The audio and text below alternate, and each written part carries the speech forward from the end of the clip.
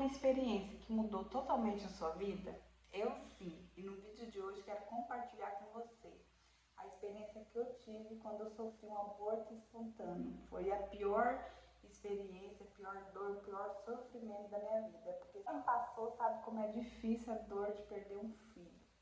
E eu vim compartilhar hoje. Quero te convidar para se inscrever no meu canal, deixar o seu joinha e ativar o sininho de notificações para você receber os próximos vídeos, tá bom? Então o vídeo de hoje, o intuito dele é poder compartilhar com vocês um pouquinho da minha experiência e como que eu superei essa grande dor, porque graças a Deus hoje é uma dor superada. Então, se esse vídeo ficar muito comprido, muito grande, eu vou estar dividindo ele em duas partes, porque eu acho importante contar aí do começo, do meio e do fim. Então, bora lá, eu vou contar pra vocês aqui. Hoje aconteceu em 2017, já faz alguns anos, só que hoje eu posso dizer pra vocês que todo esse sofrimento que eu vou estar relatando pra vocês aqui é um sofrimento superado. Foram muitos anos trabalhando nessa dor, foram muitos anos pra mim hoje falar assim, nossa, tô curada, tô livre. E eu quero compartilhar com você, que eu posso dizer pra você que foi a pior dor que eu sofri em toda a minha vida. E eu tô falando de física e de emocional. Foi muito dolorido. Nem nas minhas duas cesáreas eu sofri tanto físico e emocional. Essa foi, sem dúvida, sem sombra de dúvida, a pior dor que eu já passei em todas as minhas vidas. Mas bora lá. O ano era 2017. Eu não estava, nós não estava planejando nada de engravidar. Aconteceu que eu tomava meu remédio, tive uma dor de garganta, inflamou, tomei o remédio, vou deixar aqui o nome do remédio, e corta o efeito do anticoncepcional.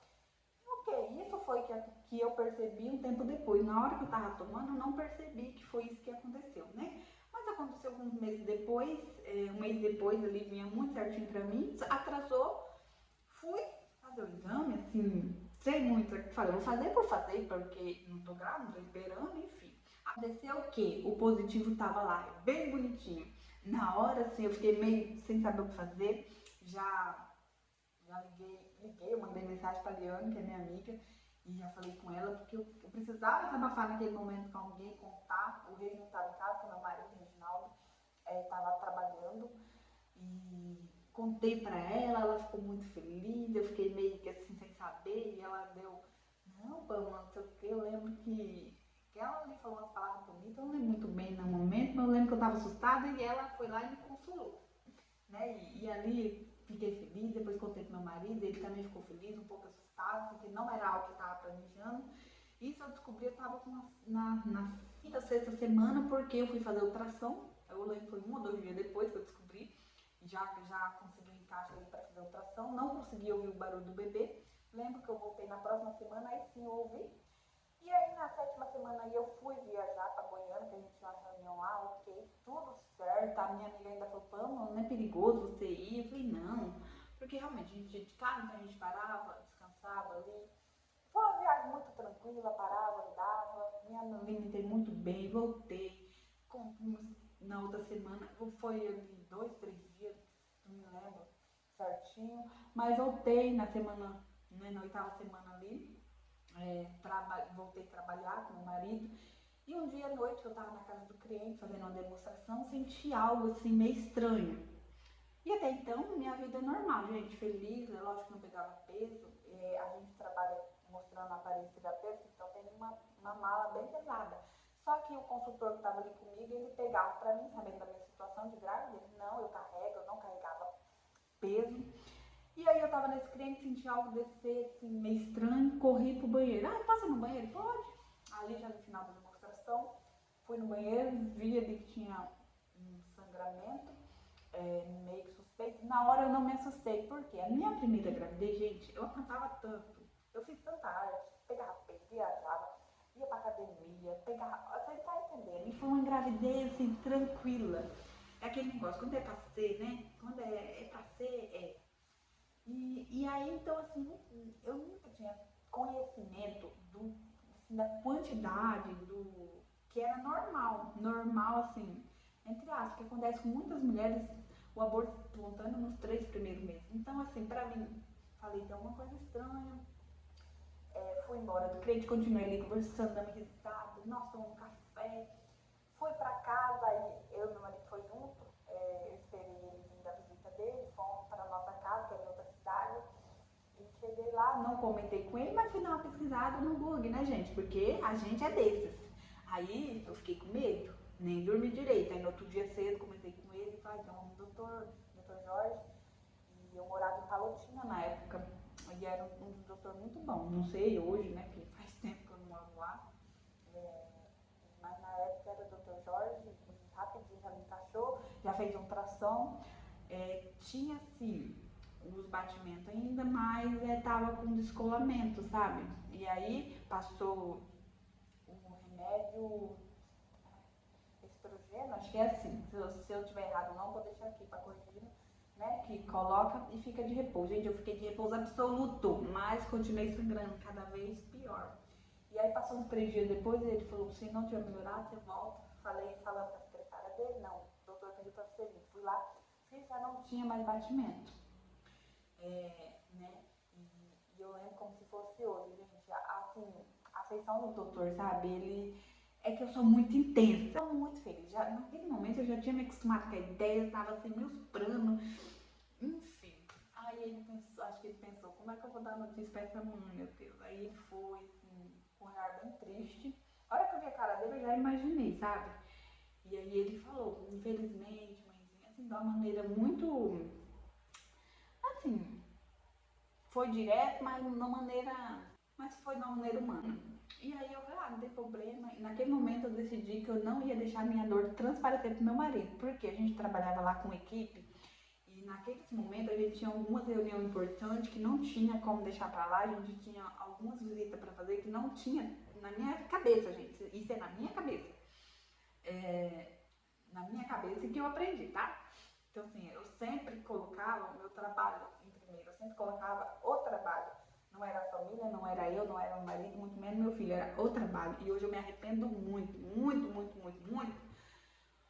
Enfim, então eu decidi o quê? Não vou sofrer, não vou me dar esse luxo de sofrer. Eu lembro que eu saí, fiquei muito, gente.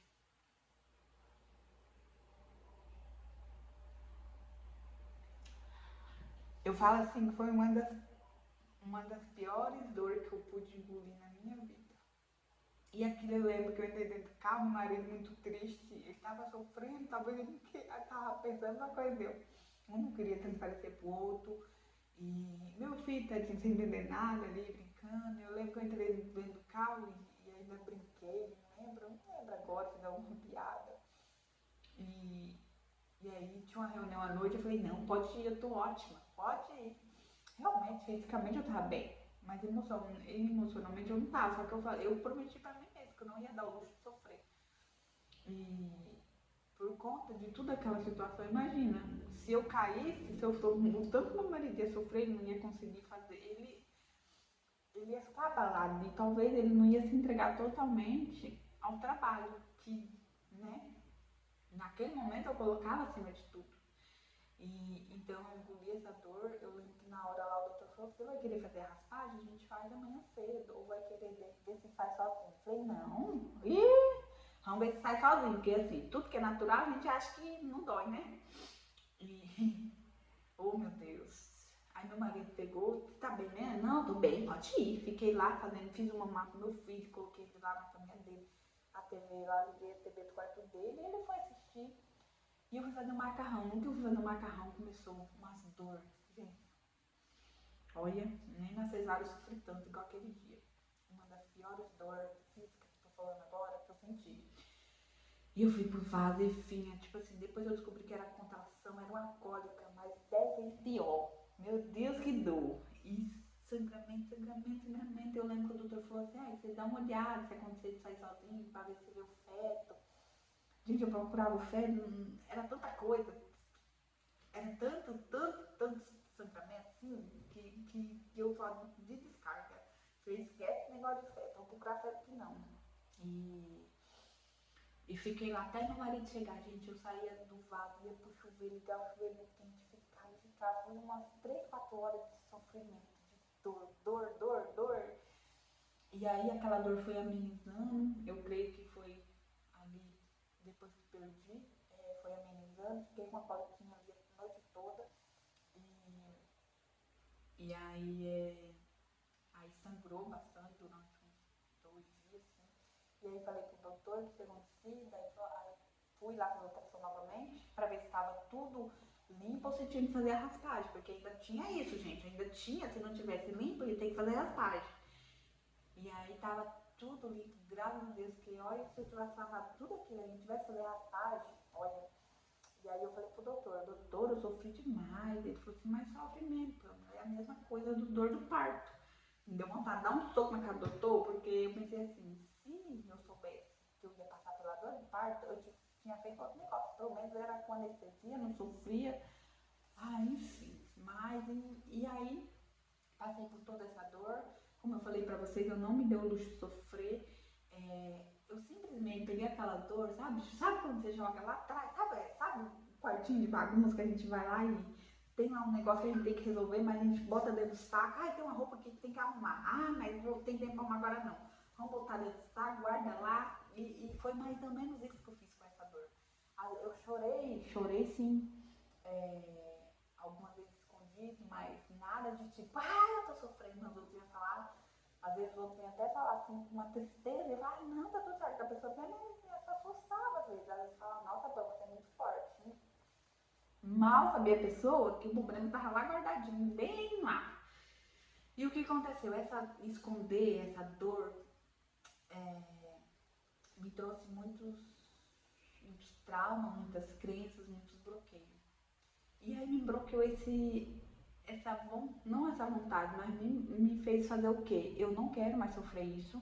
Então eu comecei a falar, não quero ter outro filho, não quero ter outro filho, não quero, todo mundo ia falar, quando vai vir pra não vai ter, não vou ter. E eu falava curto e grossa, não quero, não vou ter.